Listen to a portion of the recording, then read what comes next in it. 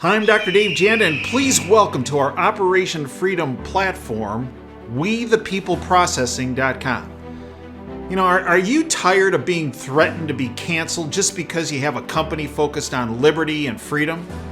Well, worry no more, folks. WeThePeopleProcessing.com is your go-to merchant services, freedom-based company to provide business service payment solutions.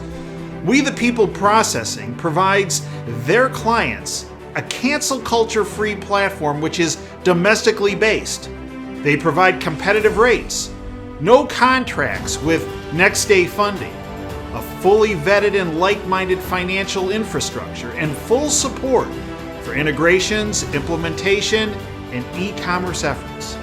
Bottom line, WeThePeopleProcessing.com focuses on defending your company's free market growth, values, and future.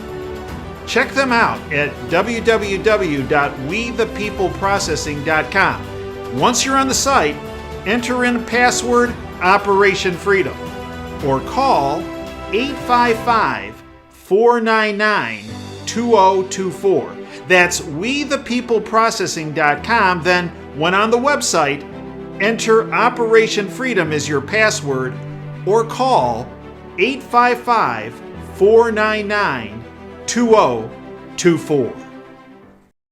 My next guest is someone who has protected our homeland here in the United States for years. He is one of the most dedicated and most courageous individuals I know. Victor Avila is a retired supervisory special agent with the U.S. Immigration and Customs Enforcement Agency, Homeland Security Investigations, and the U.S. Department of Homeland Security. ICE enforces federal laws governing border control, customs trade, and immigration to promote homeland security and public safety.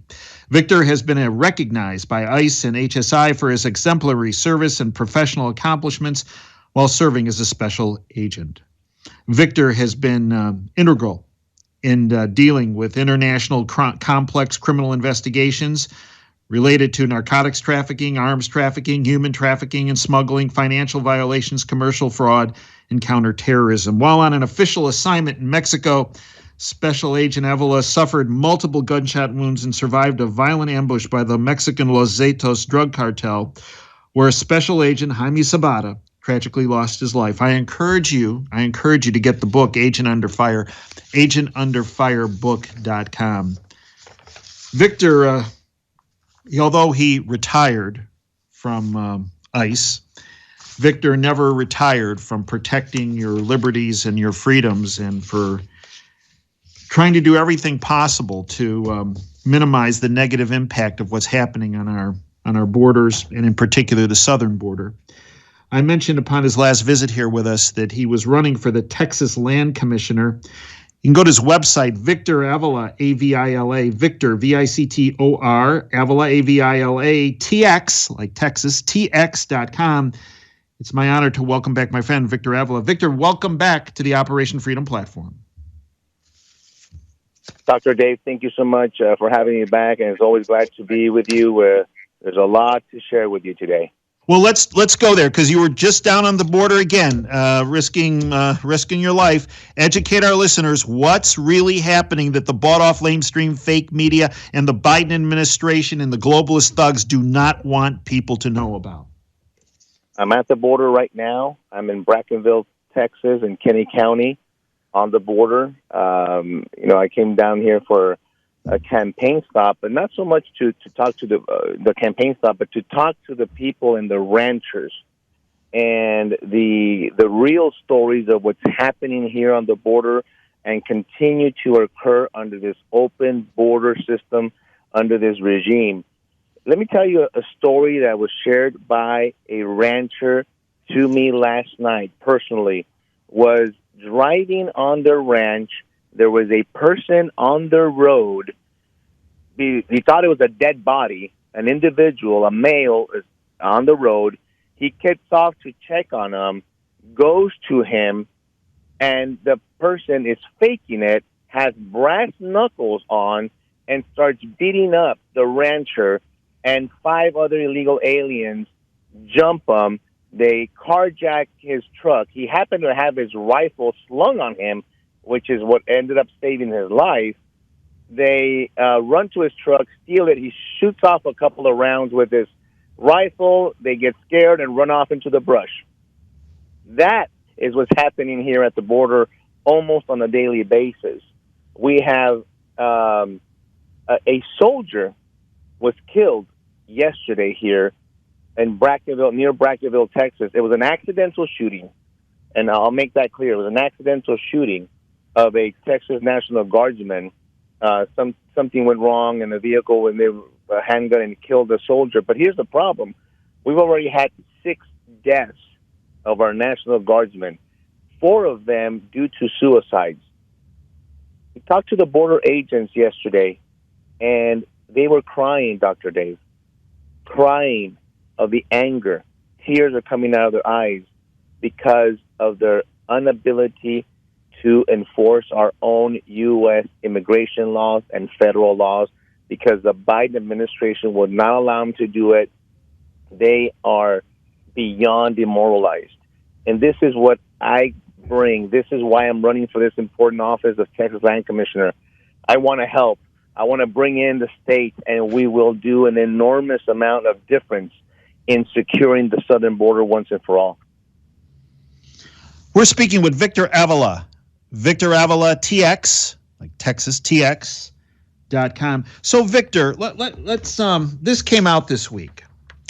The Biden Department of Homeland Security declares heightened terrorism threat, not due to the drug cartels and what's happening on the southern border with human trafficking, drug trafficking, fentanyl deaths have never been higher in this country. No. Biden Department of Homeland Security declares heightened terrorism threat due to false and misleading narratives and conspiracy theories online. This is disgusting. Our border agents have, I'm very proud of them that they have stood up and are starting to be vocal directly to the secretary, directly to the chief of Border Patrol, because they stand, these upper management, the Secretary of Homeland Security has the audacity to stand in front of our border agents and give them a different narrative of what they actually live every day on the border in front of to their faces. And the border agents have had enough, and they have been vocalized, and the agents have started challenging their upper management and say, you are wrong.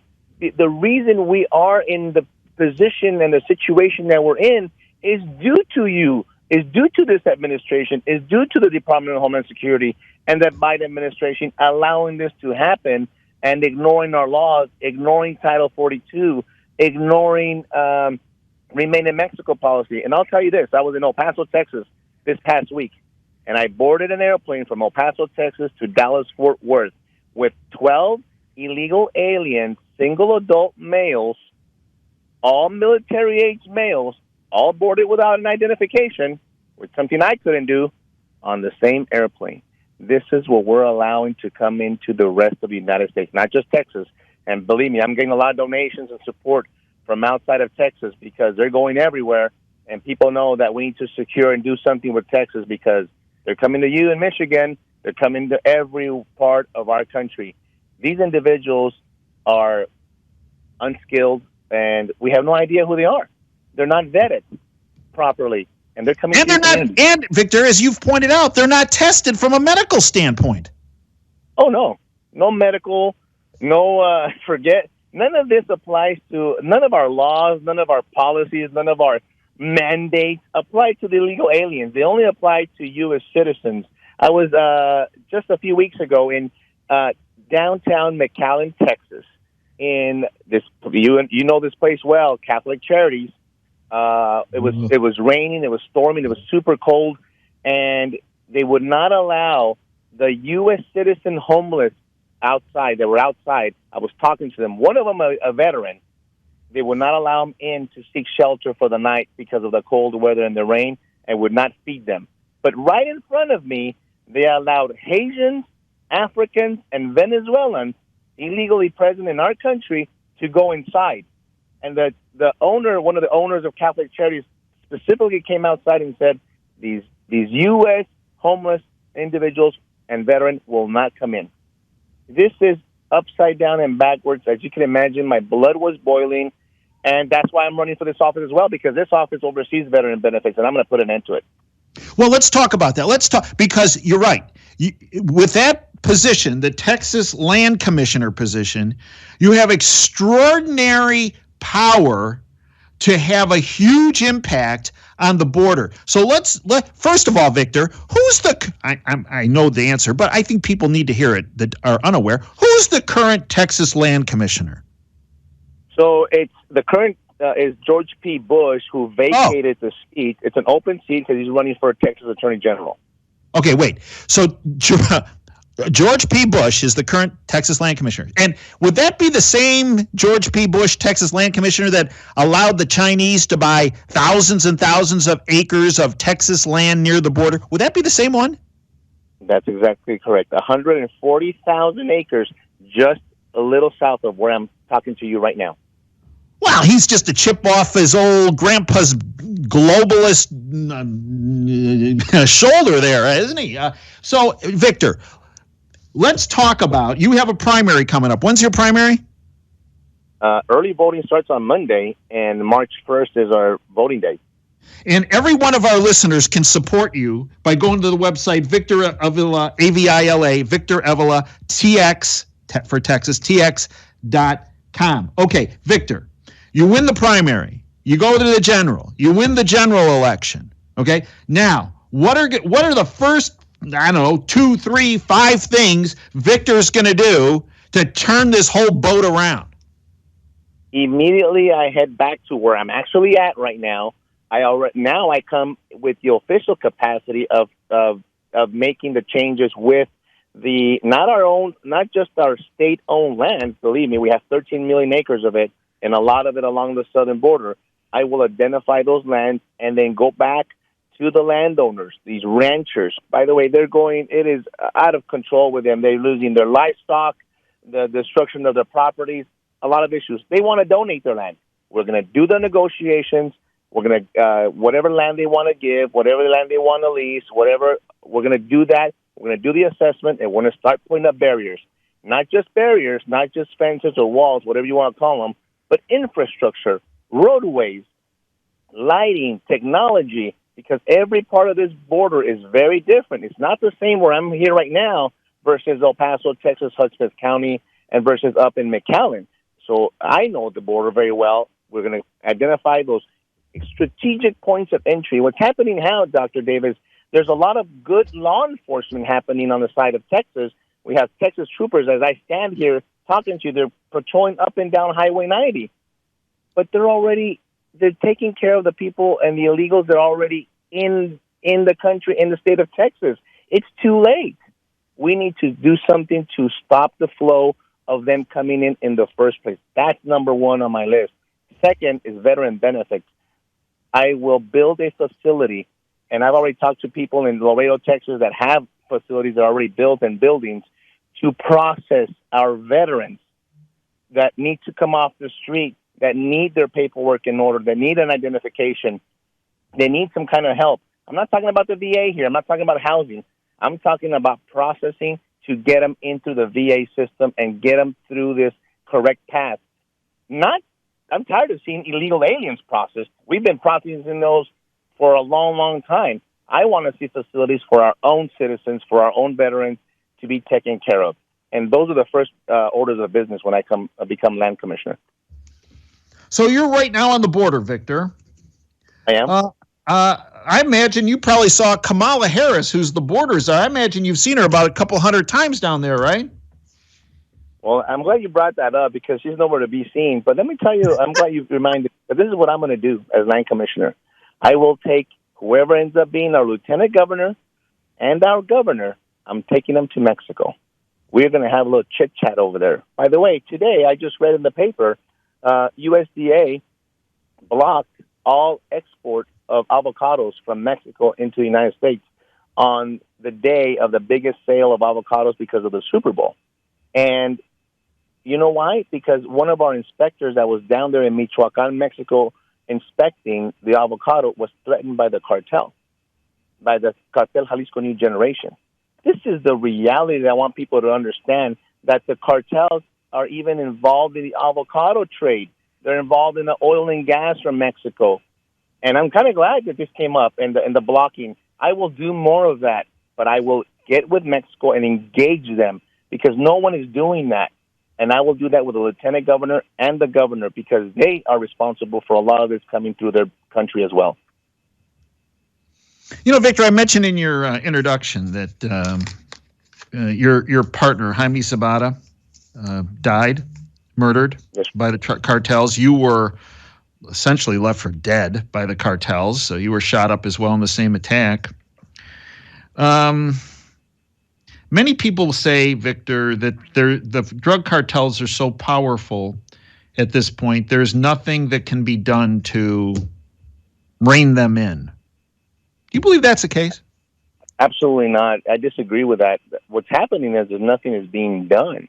Let's start doing something to start chipping away at this huge security problem, national security problem, public safety issue. By the way, Dr. Janda, next Tuesday is the 11th anniversary, February 15th. It's always a tough time for me because obviously that's the day. And this is the first time in 11 years that the dates coincide with the dates from back in 2011. So the shooting happened on February 15th, 2011 on a Tuesday. And this year it'll be 2022, but also on a Tuesday. And so I will always remember, especially Jaime Zapata on that day, and the sacrifice that he ultimately paid to defend our homeland. And I'm going to continue to defend our homeland, our state of Texas, and our country. Folks, we're speaking with Victor Avila, AvilaTX.com, to learn more about his Texas Land Commissioner campaign. Victor, there was recently a bill passed with your name, Victor Avila, and Jaime Zapata's name. Educate our listeners on that bill and educate our listeners on why the Biden administration did not want you anywhere near Joe Biden, the White House, or Washington, D.C. when that bill was signed. Yeah, this is such an important bill that we were successful. As a matter of fact, I have one of my primary opponents who happens to be a state legislator. She's very proud of passing laws. Well, you know what? I'm pretty proud of passing laws at the federal level as well that happen to have my name on it as well. And because this is the Jaime Zapata and Victor Avila Federal Officer and Employee Protection Act that will continue to protect our agents serving abroad so they could seek justice anytime they're assaulted, their family members get assaulted, or, of course, if our own employee gets hurt. We had to go through this because the murder charge that the Zetas cartel members that ambushed us, that was used to prosecute them in the U.S., was dismissed by the D.C. Circuit Court of Appeals 2 years ago. And so as terrible as that was, I wasn't going to allow that to happen. And we came up and drafted a new law, closed the loophole. But then they had this big ceremony at the White House a few months ago.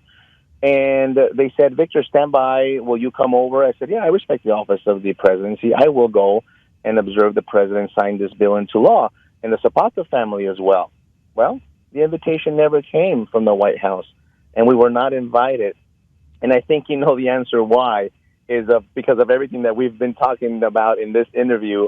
They're like, we're not going to have that guy here because they know how much I oppose this administration and their incredibly incompetent strategies and policies dealing with our southern border that, by the way, is costing lives. A week and a half ago, a Houston constable officer was killed by an illegal alien. I tell you, Dr. Janda, I have so many examples that it's sad. I have enough to talk to you about, and every time I'm on, there's more and more and more. I want to be able to come on with you and say, Dr. Janda, nothing happened. It's all good now. And that hasn't happened. No. It is happening way too often, way too close to home, way too close to your community, anywhere where you're listening. And I'm going to do my best to try to stop it. You know, Victor, I believe one of the other reasons why they didn't want you in Washington is because as you mentioned, it's 11-year anniversary. It occurred when Obama was president, Biden was vice president. The weapons that were used, and you can tell me if I'm wrong, the weapons that were used to murder your partner, Ami Sabata, and almost kill you, Victor Avila, were weapons that were run through the Fast and Furious program through the Obama administration, and particularly Attorney General Eric Holder, that were supplying weapons to the drug cartels. And those weapons were actually used in the murder of your partner and the near murder of you. And if they would have brought you to Washington, there would have been questions asked about that. And that's why, Victor, they didn't want the Zapata family there, and that's why they didn't want you there. Am I off? You're not off. It's Fast and Furious. It's the weapons. We all know the debacle that was. But I'm going to share something here, Dr. Janda, because you're a very close friend of mine, and I have not said this publicly.